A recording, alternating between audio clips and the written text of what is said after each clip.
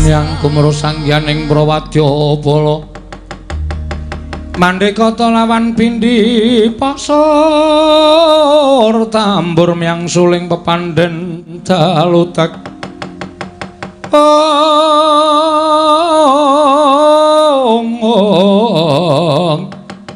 miang suling pepandhen dalutek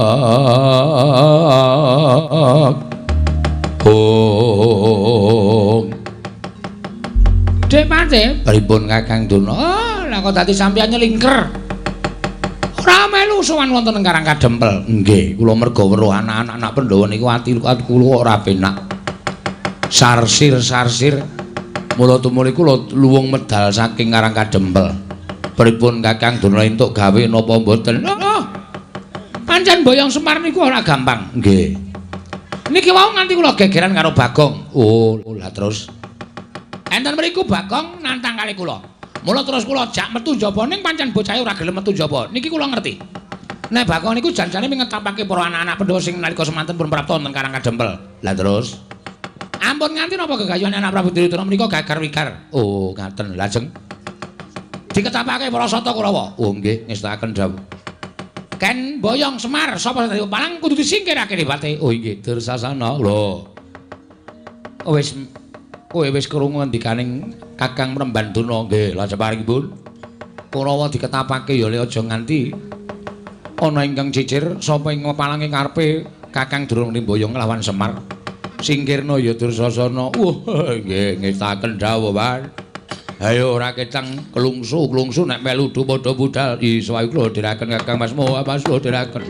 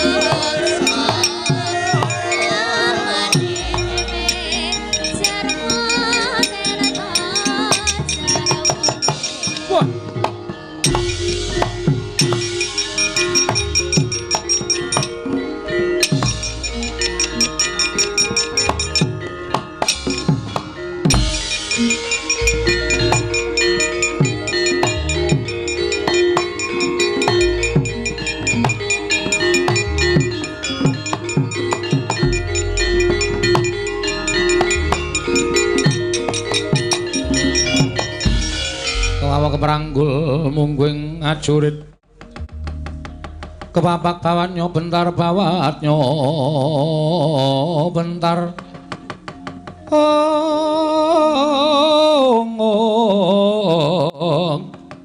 kepapaknya mungguing aloko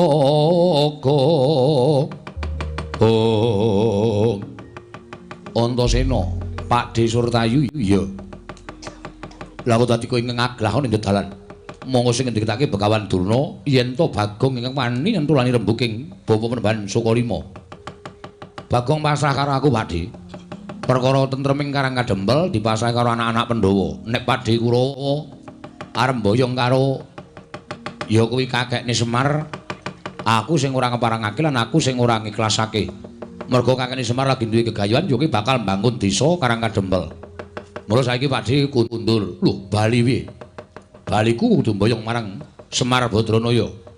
Nek ngono Pakde arep nekat ora antas malang-malang bakal tak putung. Ya, wis tak antepi pancen kudu dadi pasulayan. Ning nyun ngapura lho Pakde nek kira-kira anak-anak Pandhawa kurang ajar karo para pepunden Sata Kurawa. Ora usah dadak duwe rasa ewuh, pekewuh. Ayo. Gage bubarno para sata Kurawa. Nyuwun pangapura nek aku kurang tata krama karo Pakde-pakdeku Kurawa.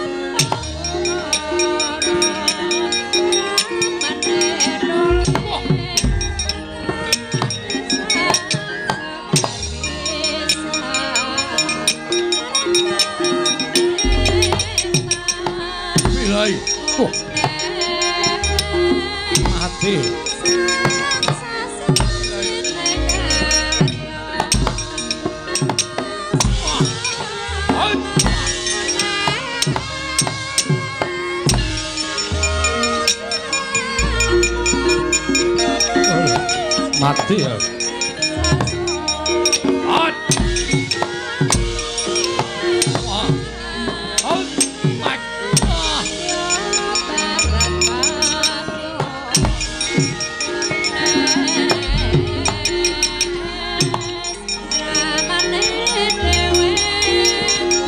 Cocok tumbak jebol dadang barat.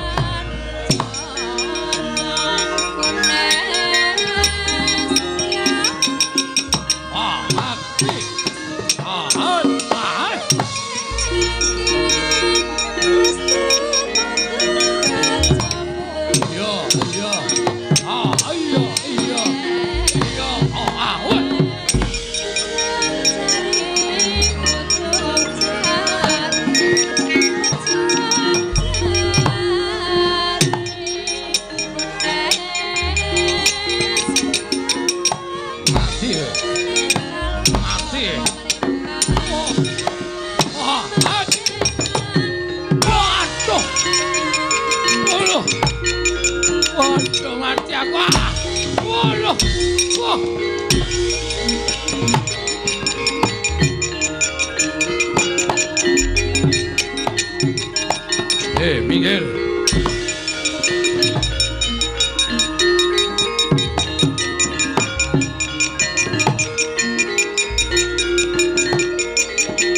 Wah, Gatot Kaca dasar Puranyata. Siwa Artamarma mboten purun kundur kula ing badhe ngunduraken Kurawa. Wah, lakon pecah dadamu. Monggo dipun jajal. Mati. Wah. Pecah dadamu. Wah.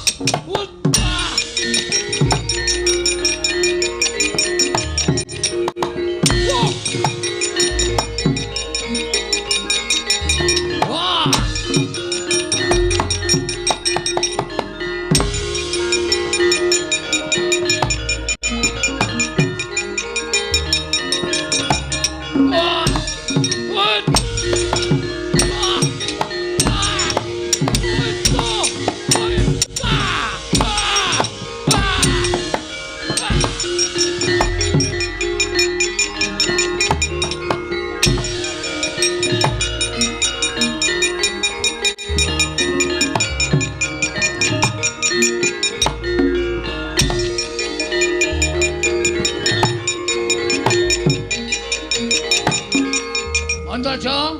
Piye? Pak Didurmagati. Cemal tak jaluk. Ora bakal tak wenehake. Kelakon mati dening aku. Ayo.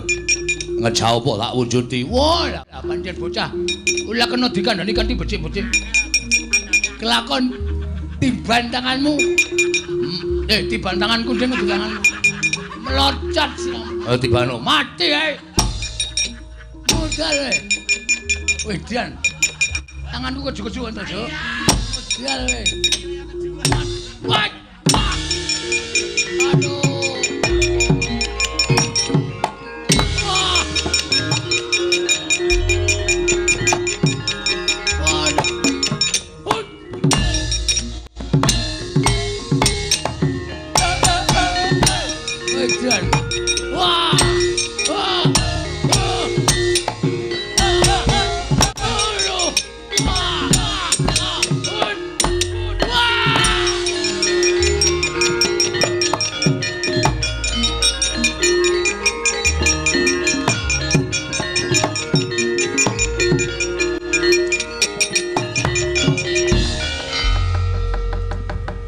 Mundur man.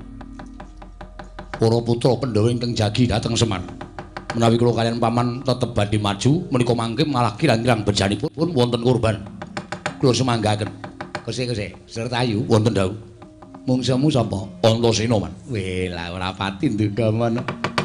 Tenan to wis tak bedhene anak-anak Pandhawa mesti melu ngayomi karo Semar. Mundur-mundur. Iya. Kono ngaso kono. Iya. Bejah kula man. Mungsuhmu sapa Kartomarma? Anak kula Pringgondani Gatotkaca. Nyamber ngiwa, nyamber nengen. Sampluki sirah kula kan. Kula semanggaken. Dheweke iso mabur, ora iso mabur, li temandang sak pinake dhewe. Sikile nendang ngiwa nengen, nendang nengen, ngiwa nengen. Ha iya, karang ya trampil kok gadhil nggih. Wah. Durmagati perang.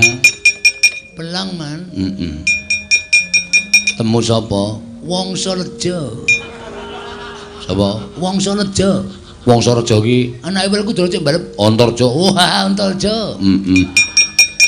Kula antem dadane gak apa-apa. Weh. Barang dheweke klidha, kula pidak cikil kula. Apa? Dipidak cikil kula man. Nyet ngonten disikut cangkem kula cicit. Barang niku dheweke temandang ngeceban, ngenten iki ming tangan siji ngenten. Kula maju sikut cangkem kula til. Secandak sirah kula jegloke anu dengkul ngene, deng-gleng-gleng diwalik kayang cengele ding. Kok kaya aku ora iso mbayangi to. Mang mriki. Sampeyan dadi kula dadi Antarja. Kira-kira iso apa kowe mraktekke? Belum apal man. Sampeyan maju. Hop ngandani to joloke. Bludak. Maju mulai. Sikut cangkeme. Dies ngenten. Terus tangane ngenten iki set. Ngenten iki terus tampani tangan kene jegloke raine jegloke dengkul. Blek. Terus gondono diwalik antil cengele. Dang ngenten iki. Oh, ngono to. Ping pindho. Oh. Diesit ngenten. Dis walik set ngenten terus ngenten iki ludung ngenten iki. Kewan iki. Makne cilik kok terus dienggo praktek ora. Sak pinahe dipun cak madya mawon. Ah iya. Sapa sing urung maju? Man. Kuku kula ajeng maju, Man. Ya, maju. Wani apa kowe? Wani. Mung suwe to, Man? Mung suwe akeh. Wedan. Sapa wae? Antarja, Antasena, Gatotkaca sing ketok Abimanyu ya ana. Karo Panakawan. Wah, lata. Gugu karepe dhewe. Arep mungsuh sapa? Kuku kula niku wong tuwa. Nenek iso Antasena, Antarja, Gaga. Gatotkaca kuku kula dukumba den.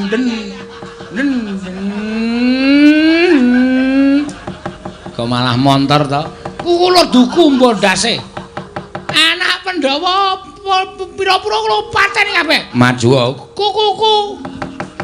Kula terus mingke kula tantangane Dewan. Ya maju.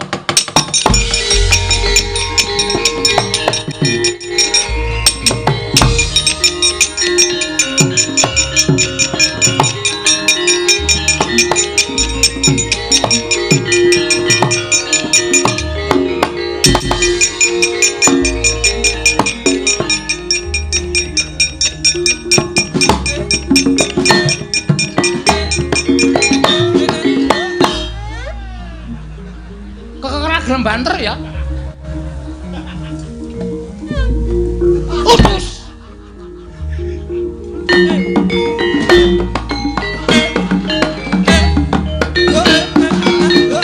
Waduh. Kekena caganim.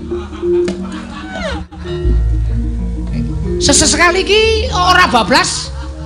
Pokoke sak entuke korban. Gatot Kaca ya gelem, Antarjaya gelem. Antaboga. Antasena ya gelem. Mama mati kabeh.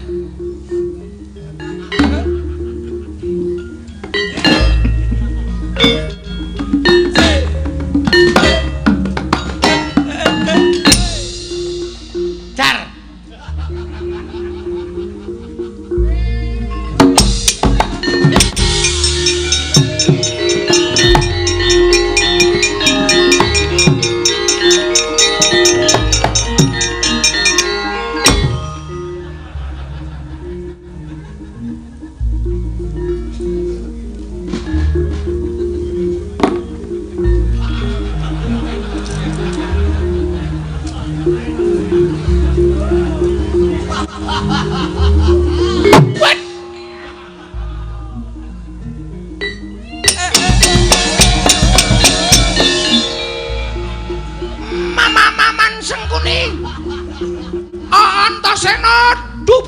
Gugur. Ketiban pusaka kula tembus gigir prap-prap teng walikan. Cicitraksi sing iso matani Antasena. Pengumuman. Citraksi iso matani Antasena. Antasena almarhum. Kena pusakaku. Pengumuman. Mama-maman. Sesengkuni budak. Mama mangrungake. Antasena mati saka tangane Citraksi. Assalamualaikum.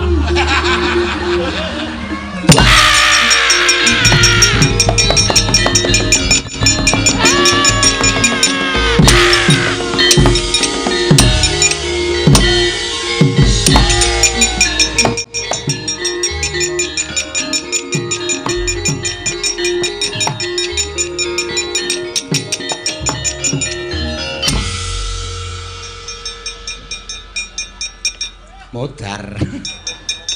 Ora sembodo karo ling gleleng. Cit.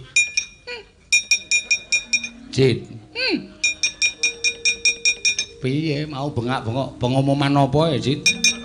Aku kok ora patek gatekke. Basikur. Waduh. Kok lambene ngemu getih kaya ngono? Meman. Sampean weruh. Sampean weruh. Kuku kula mateng. Maju. Heeh. Nggawa pusaka. Weh. Pusaka tinggalane putu kula. Piye to cah iki? Tinggalane mbahmu. Mbah kula. Heeh. Pusaka kula tumpake teng Gendewa. Heeh. Pusaka kula mbet-mbet. Iya. Kula culke kebat kaya kilat. Kesit kaya silit. Katet. Cul. Heeh. Kena dadane Antasena. Oh, Kuku kula joget seneng banget. Nantu tak jeng. ketoke kendangane ora ngono iki, Mas. Kuku kula wis lali. Ha iya. kula seneng sampean krungu kula bengok-bengok krungu. Pengumuman Antasena mati. Kena pusakaku. Terus bareng kula balik. Niku tangan Antasena codat nyekel gulu kula cek. Terus kowe? Kula wis njaluk ngapura karo sing kuwasa. Lah sebabe ra urung mati. Ha iya. Jojo nganggo jemparing trai kula man jliar. Kula kejek-kejek. Dene candare kula jreng dumbulke sabetke sakayake prol. Tiba teng sound control. Oh. Apa? Sound control. Terus teng mriki niku. Oh, ayo mulane ora sok aleman. Burung kuwi nek nganti ketemu Panakawan apa ora hancur lebur awakmu. Mula aku iso omong karo kowe ta. Aja sok wani karo Antasena. Antasena kuwi wong digdaya. Nek nganti kowe wani, padha karo kowe wani karo malaikat. Nek wani karo Antasena, aku ora iso omong kowe ayo mundur, kok kowe dadak maju, aja goblok. Man ada apa ya, Man? Ana apa kok kaya keweden? Di. Madhep rene. Waduh. Terus ke ora? Ora wis. Kowe ngawur. Ngawur piye? Sing tak nggo nyocoki cangkemku apa? Ayo panahmu to. Lah kuwi salah. Nek kowe arep ngentemi karo aku nyocoki panah iki nggo panahmu dhewe ora. Ora njaluk panahku. Ha panahmu ngenengi karo aku kok. Mau kena tenan ora? Ora. Sedrarto kaya kena. Tak kempit. Edan. Edan tenan. Aku iki goblok-gobloke wong. Ameng dikempit kok bungae ra jamak-jamak. Walah, kok kaya rumah saku kaya rasane padha e. Susune nek ngempit ra mendelik-mendelik. Saedan. Pak Deku Kurawa iki janjane lucu-lucu lho. Meng kok pakartine aku ra seneng, munggo aku seneng pakartine lho tak uripi ning kasatriyan tak nggo hiburan saben dina. Apa padake ngoningon? Manik jajalan ora? Kok metune arep wani po? Lho, meng genahke. Ora arep wani ngopo wani. Karo Antasena wani demen modar apa? Ayo ta? Wis kono mundur. Mundur. Bali. Pate sengene ora gelem bali jotosi wae tadi. Hah? Piye? Pate sengene ora gelem bali jotosi wae. Iki serius. Aku soalnya dendam. Tak tese wae. Waduh. Guayane kaya cah nom tak tese. Ya tak bali. Sapa nek ya Kurawa sing kira-kira iso gawe seneng. Iso nggo tombo kesel iki sapa nek? Wis ra ono to. Wah, Antasena. Ora minggat tiban sudah maneh dadi apa barate.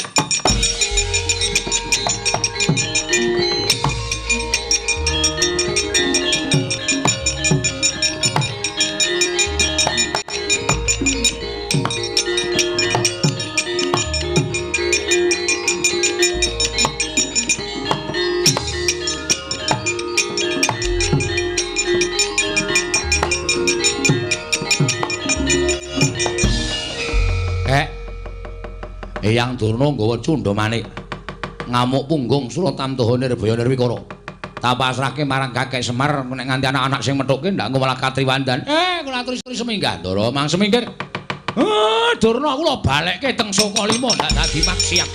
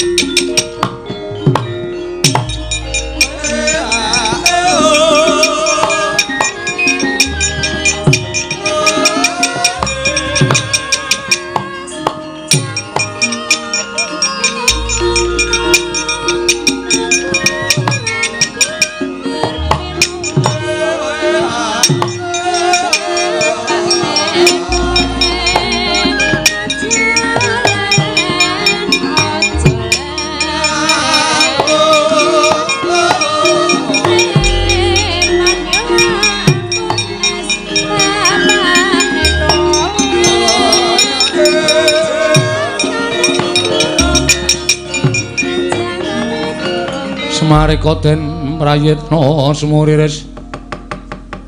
semuriris eka balik titi yoni gandayani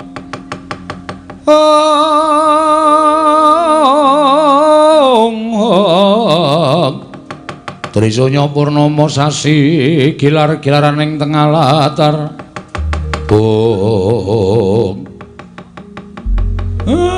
mun katon padhang kahanan Karang Kadempel ya kek. Lah niki kula njaluk kesaguhan sing pun menate mangendikake. Sing endi? Sing sampeyan iso ngrawuhake napa dadi syarat srana nggih kula mbangun Karang Kadempel. Ya. Nek pancen ngono aku njaluk pamit, aku tak nganti adhiku wis anggeni. Sowan Siwa Dwarawati nembung Sekar Cangkuk Wijayamulya. Nggih, menika malah prayogi. Siwa Semaraku nyuwun pamit tak nganti adhiku Abimanyu. Budal sowan marang Praja Ngamarta nyuwun pustaka jamu semyang jimat lima sada. Siwa Semaraku nyuwun pamit tak budal ning Mandura nyuwun pusaka Kyai Nenggala lan Alugara. Matur nuwun, matur nuwun. Nek pun kelakon mang mlumpuk teng Karang Kadempel, ning nek wonten apa-napane sampean kudu iso gawe cara, aja nganti gawe kapitunane ingkang rama sedayanipun. Ning sing wigati pusaka saged rawuh wonten Karang Kadempel. Njaluk pangestu ya, Kek. Nggih ngatos-atos. Siwa Semar nyuwun pangestu. Nggih, Den. Ya, Siwa Semar nyuwun pangestu. Muga-muga kesenggadan penjangka kula, Ndara.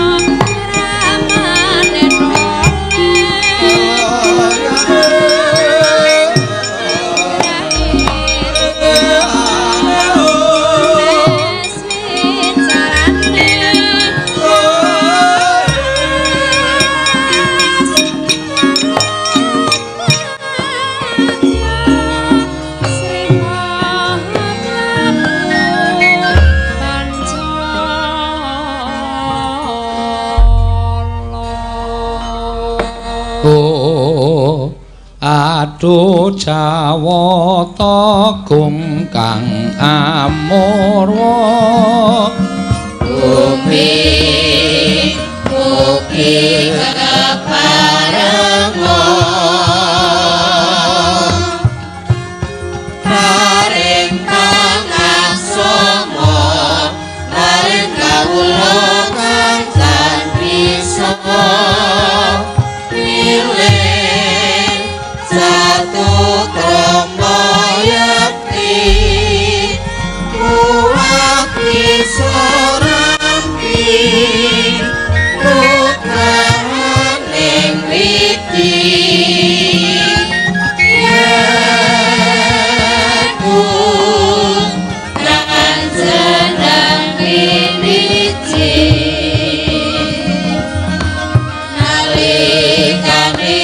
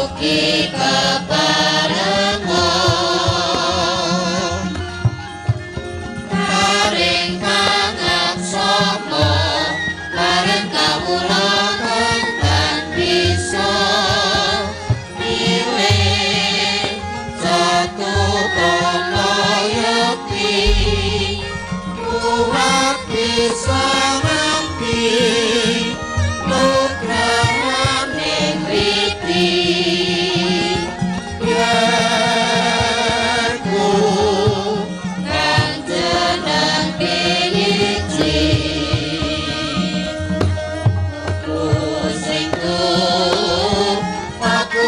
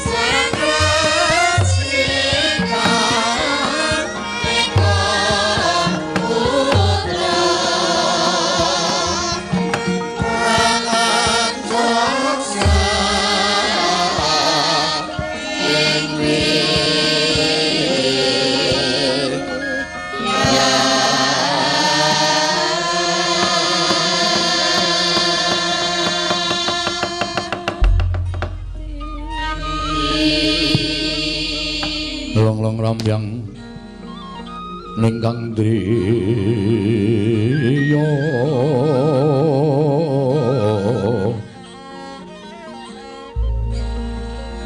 Lirwang Candra katawengan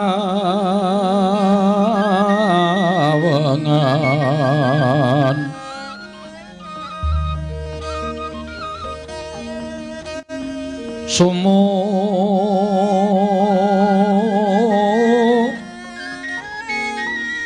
ing tias katuritan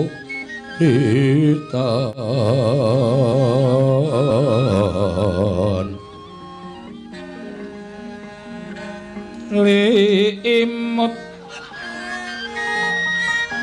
kabyataning rojit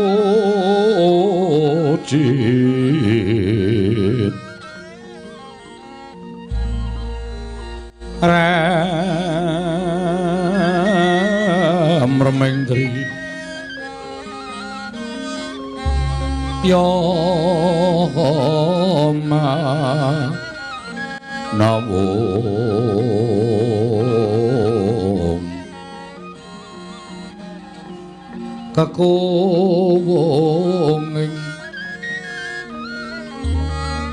kakunging bang wiseso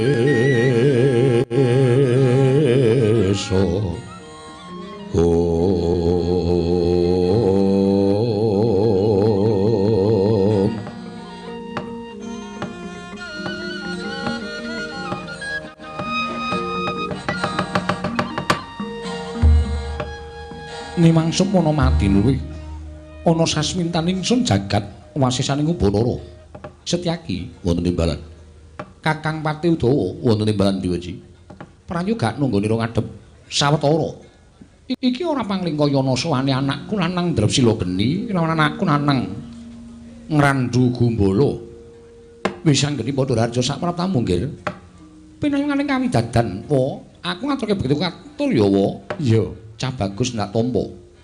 Ora liwat pangestu ning wakmu Indrawati Tampanana. Ndak gegem dadiake jimat. Antasena Raharja, Cah Bagus. Slamet tek aku, Pakdi. Aku ngaturke begitu katur ya, Pakdi. Iya iya, Antasena ndak tampa. Ora liwat pangestu ning wakmu Indrawati Tampanana. Ndak gegem dadiake jimat. Kulup atmajaku sakarone. Apa to ing dadi darunane dene sira sowan mongko tanpa tinimbalan. Apa ana wigati, apa ana perlu saka pepundhenmu Pandhawa ingkang sira aturake kalawan wakmu Indrawati. Sepisan ngaturake bekti katur ya wa. Ya wis anggene tak tampa. Dene dungkap ing ngangka loro.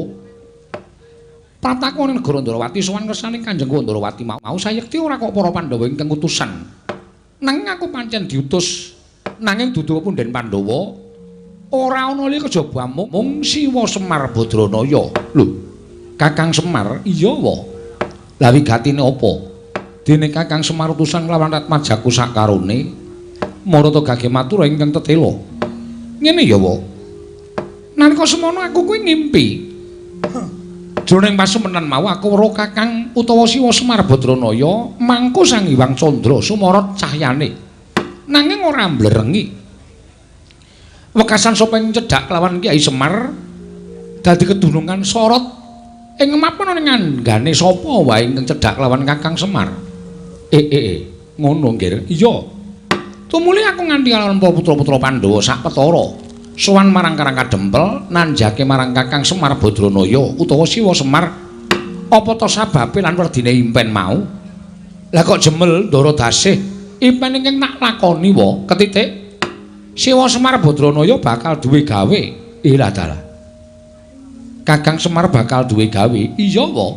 Lah duwe gawe apa nggih wisanggeni? Ora kok duwe gawe tegese pribadining Siwa Nayantaka dhewe nanging Siwa Semar bakal duwe gawe ya kuwi mbangun desa Karang Kadempel. Tumuli aku nglawan para putra saguh sak biyantu kelawan Siwa Badranaya. Jernyatane Siwa Semar gedhe lelabuhane tumraping para putra lan pepundhen Pandhawa. Mula ora ana ilang yen to aku kelawan para putra kabeh bebantu marang botripoting Siwa Nayantaka. Ya, wis anggene kuwi bagus. Kuwi apik lan becik. Awakmu Ndrawati rumajang. Nanging nalika semana Siwa Nayantaka tumuli paring dawuh bakal kelakon penjangkane ya kuwi nggone bakal mbangun desa Karang Kadempel nanging ana syarat srana ingkang kudu dilakoni dening Siwa Nayantaka. Tanana ya kejaba mung Karang Kadempel ora ketang amung tulung kedheping paningal kudu linenggan pusaka Ndrawati ya kuwi Sekar Wijaya Mulya. Mula wae gandeng para putra ing pandhegan anakmu Drepsila geni iki wis saguh mbantu marang Siwa Nayantaka. Tumuli aku tinuding mbudidaya sarta matur marang kenjenengane Ndrawati muga kepareng nggalih aku nyuwun Sekar Wijaya Kesuma bakal tak boyong marang Karang Kadempel. Mengko yen wis rampung nggone Siwa Nayantaka mbangun desa tak kondurake marang negara Ndrawati, Siwa Ndrawati, Siwa Prabu Kresna.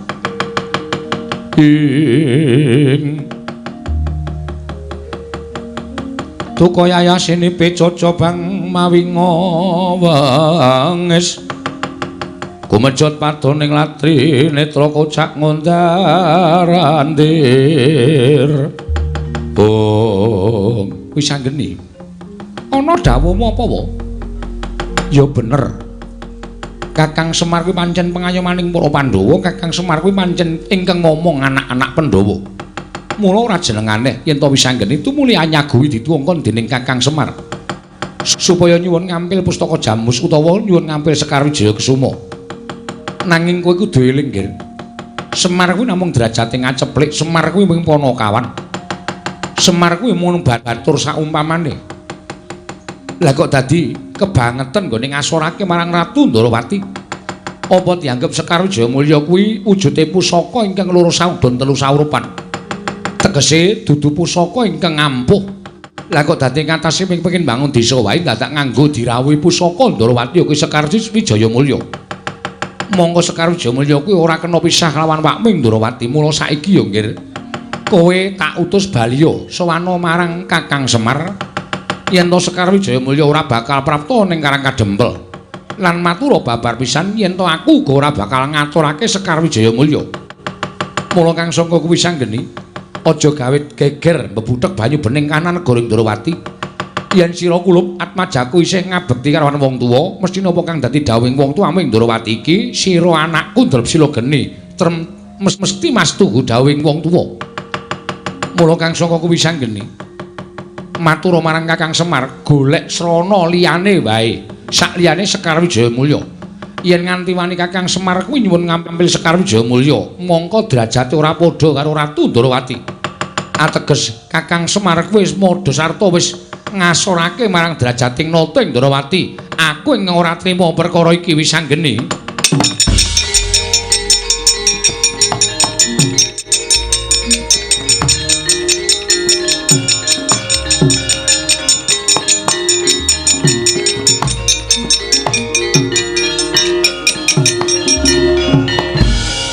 Nuwun sewu ya, Dik. Gandeng iki mau wis didum adil sing rembugan wis anggene ning nek ana dukaning Siwa Ndrawati sing nanggung Antasena. Mula gandeng sampeyan wis paring pangandikan sing akeh-akeh. Aku ngugemi ngendikaning Siwa Ndarawati. Ning nuwun sewu, sithik wae aku tak matur marang panjenengane, muga-muga aturku iki dadi pangolahing penggalih Siwa Ndarawati nggone gelar lan gulung atur Antasena. Antasena karo matur apa? Ngene, Dik. Perkara sampeyan ngonekke Semar ki wong derajate ngaceplik, Semar ki ming wong loro saurudun telu saurupan, mung Panakawan wong sak jagat wis padha prisa. Ning wong sak jagat ki ya padha ngerti yen Semar kuwi pamomong agung, tegese Siwanaya Antaka kae arep derajate ngaceplik nanging kae dewa ngejawantah. Lan aku ngerti Pandhawa bapak-bapakku wong tuaku ki tanpa sumanding kelawan Siwanaya Antaka tangeh derajate iso munggul, tangeh kanugrahan sing tumanduk marang para Pandhawa kaya ingkang wis dilakoni dina iki. Mula gandeng pangendikane Pak B sadhae ngiyas karo Siwanaya Antaka, aku sing ora trima. Lho, Antasena. Lah kok dadi ngawu gawar ucapmu kowe matur yen to ora trima. Yen kowe ora trima karo Nata Ndarawati, kowe arep ora trima. Piye? Pak D gelem ngambil Sekar Jayamulya apa ora? Yen aku ora gelem. Tegese Pak D ora tresna karo Siwanaya Antaka. Aku tresna karo Kakang Semar, ning takon mulat karo kahanane. Nek Pak D ora maringake saiki ngene wae. Gandhengaken gunung sing tanpa guna.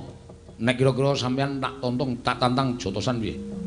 Lho, kowe aja edan lho kowe. Aku ki wakmu. Aku ora peduli. Mergo aku sagu karo Siwanaya Antaka. Nek nganti aku bali tekan Karang Kadempel ditagih karo kakekne Semar, endi Ndara Antasena, Sekar Jayamulya aku ora iso ngaturake isinku tanpa upama. Mula tinimbang aku isin karo mati iki tumrap Antasena, aku luwung milih mati. Dadi upama aku tak nantang karo sampean aku kalah, aku ora apa-apa. Tekaning pati tak lakoni nggonku labuh karo kakekne Semar. Kuwi la edan iki ora edan, iki tenanan. Lah kok dadi kaya ngono ucapmu? Wolah, yen ngono kok wis jeneng anak ingkang ora ngabekti karo wong tuwa. Aku ngabekti karo sampeyan. Nek sampeyan ngregani karo kakekne Semar. Nek sampeyan ora ngregani karo kakekne Semar, nggo pidhawu aku ngabekti karo Nata Ndarawati.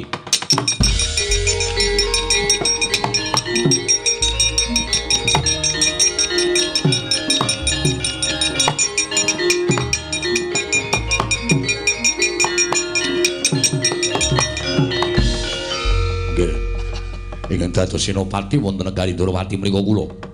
Menawi jenengan niku anggere Antasena menika badhe nantang dhateng Sinuwun Prabu Ndarawati, padha karo sampeyan niku wis ngasorke derajate senopati Ndarawati. Ingkang paman pun setyaki bagus. Wis ngene iki malah dadi geger tak lakoni sisan. Siwa Dawa melu ora? Wah mboten, Gur. Pun kula kantun ngatonke mau melu-melu malang rekoso. Nanti papanipun enten kadedayan Mak Cilik, medal jawi kene. Yo tak lakoni nang musim Mak Cilik.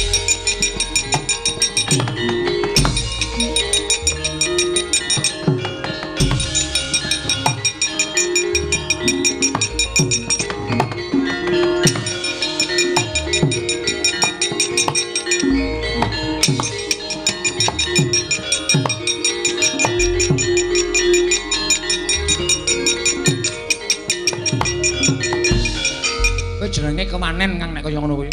Lah piye? Lah kok dadi iki malah dadi gegeran iki piye? Paman Setyaki iki pepunden. Lah kok dadi tok tantang metu njaba? Ah jengkel aku kowe iki omongan rampung-rampung kok. Aku nek omongan rampung-rampung iki rasane kaya gemes kae lho. Wis ngene iki siji-sijine cara supaya aku iso mboyong Sekar Jayamulya. Lah iki mengko nek nganti Siwa Ndarawati ki wadul karo bapakmu coba. Werkudara Antasena wani karo aku gawe rusak Ndarawati wani karo amane Garbaruji. Wah, ora usah ditiroke. Wagu ngiroke. Antasena idak-idak upamane ngono piye yo? Ora kriwikan dadi grojokan gogyo dadi tangisan to? Lah terus piye aku nanut kowe? Kowe meneng wae. Sekar Jayamulya Kusuma tak colonge jarane. Wis manut aku.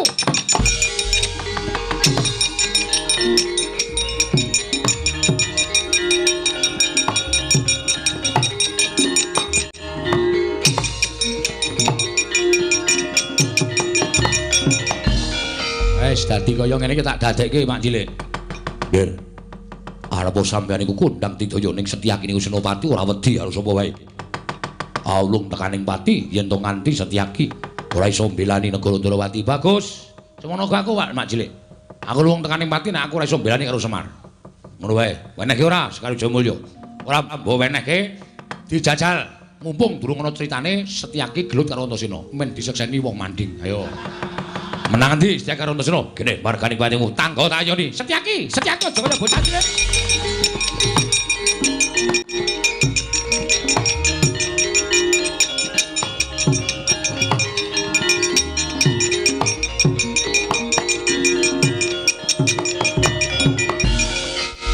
Ora ngawur to. Setyaki iki wong tuwa. Inggih. Nanging kula ngreksa dhateng asma panjenengan. Ning kudune ora nuruti marang Mubal babaling nepsu kaya ngono. Antasena ya ngono. Lah kowe iki mbelani Semar iki kowe entuk apa to tak takon aku. Lah kok dadi kowe wani karo wakmu Ndrawati? Nganti tok labuh kowe wani karo makmu cilik Garba Ruji, kowe entuk apa coba aku tak takon karo kowe. Iki kok nek nganti gegeran, upama Antasena gelut karo Setyaki nek nganti Werkudara ngerti mesti mbelani anake. Kowe engko diajar karo Werkudara. Oh, Prabu mbelani kalian kula. Lah, rak kriwikan dadi grojokan to. Terus aku mungsuh Werkudara. Ayo. Ayo coba nek mungsuh Werkudara apa aku kira-kira menang apa piye? Nah, berarti iki ngene iki nek urut-urutane ateges aku sing menang. Ah, mboten saged. Ayo nek ora saya coba apa piye? Monggo. Wis to. Walah, kendel kabeh. Lah kok ora iso delekke kaya ngono iki karepe piye? Aku mau nek carane kaya ngono iki.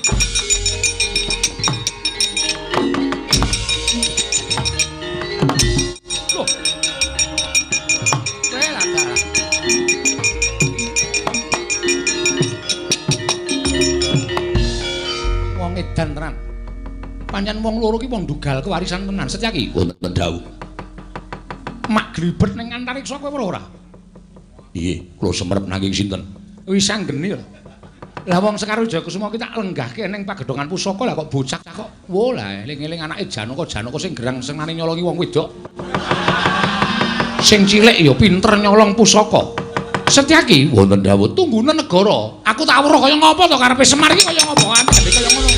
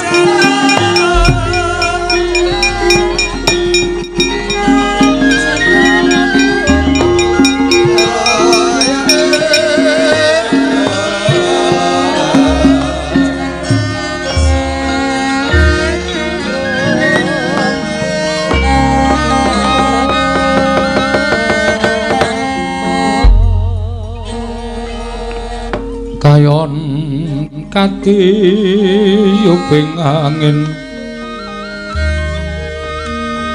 sumyak swaraning karengyan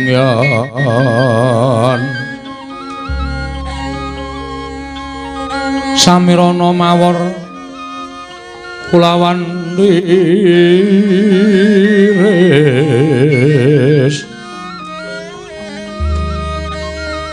lumrang gandaning puspita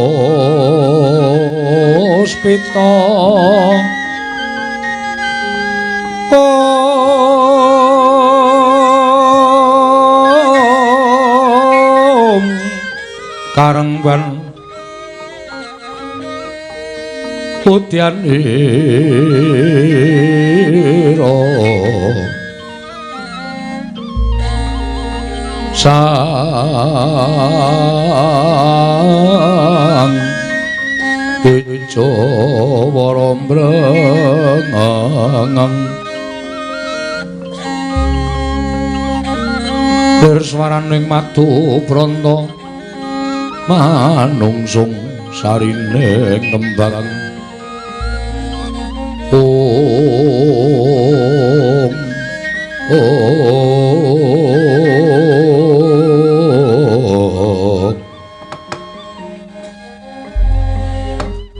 leri-ler tandure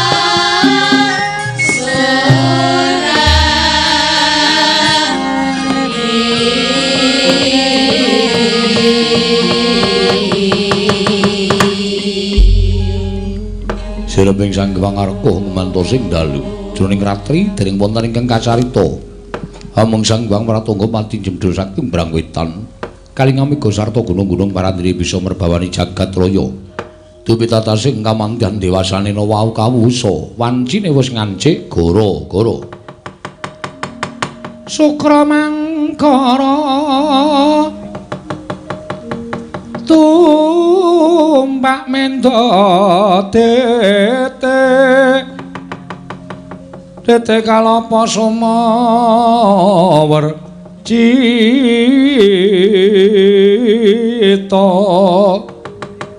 anggara kata buta maisa Raspati mintono